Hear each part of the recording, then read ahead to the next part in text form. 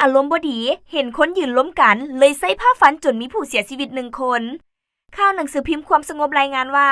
เวลาประมาณ9:50 นาทีวันที่16 มีนาคม 2026อยู่บ้านนาแหนเมืองบริคันเกิดเหตุชายหนุ่มอาละวาดใส่ผ้าโต้ฟันผู้อื่นจนได้รับบาดเจ็บสาหัสนางน้ำของประชาชนบ้านนาแหนได้รับบาดเจ็บสาหัสและเสียชีวิตในเวลาต่อมา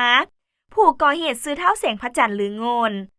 ลำดับเหตุการณ์ในเมื่อเกิดเหตุเวลาประมาณ9 โมงนางน้ำของผู้เสียชีวิตขี่รถจักรมาจอดอยู่หน้าเฮือนของเท้าเองเพื่อบอกให้เอาแก้วเบียร์ไปส่งคืน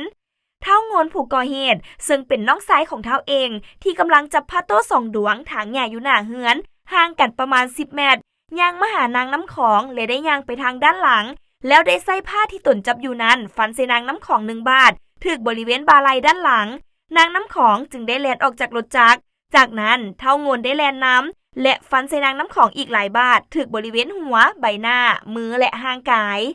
เท้าเองและเท้าสมพรอยู่ในเหตุการณ์นั้นแมนบอกล้าเข้าไปช่วยแต่อย่างใด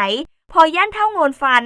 จากนั้นจึงมีประชาชนแจ้งต่อเจ้าหน้าที่ป้องกันความสงบเมืองลงมาระงับเหตุเท้าโงนผู้ก่อเหตุได้ให้การรับสารภาพว่าตนเองถางหญ้าอยู่หน้าเฮือนเวลานั้นนางน้ำของขี่รถจักรมาจอดอยู่แคมป์หน้าเฮือนของผู้เกี่ยวโดยที่มีเท้าสมพรและเท้าเองผู้เป็นอ้ายแมนยืนล้มกันอยู่เลยเกิดมีแนวคิดหงุดหงิดอยากให้จึงได้เอาผ้าที่ถางหญ้าอยู่มือ2 ดวงไปฟันนางน้ำของหลายบาทบ่สามารถจื้อได้นางน้ำของล้มลงและพยายามบืนหนีแต่ตนได้ฟันอีกหลายบาทบ่สามารถจื้อได้